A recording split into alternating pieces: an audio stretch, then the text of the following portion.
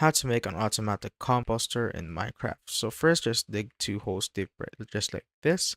Then put a chest facing right here, so it should be facing this side.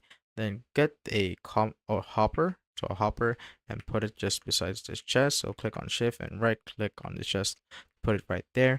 Now get your composter and click on Shift again and right click on top of this hopper and put it right there. Then next is get the hopper again and put it just above the composter right here. So click on Shift and right click and put it right there. And lastly, another chest on top of it. So Shift, right click again.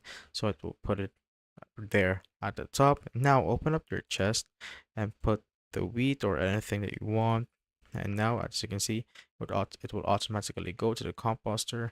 And when we open up our chest, it will automatically make it into a bone meal, just like so. As you can see, and that's how you basically make an automatic composter in Minecraft.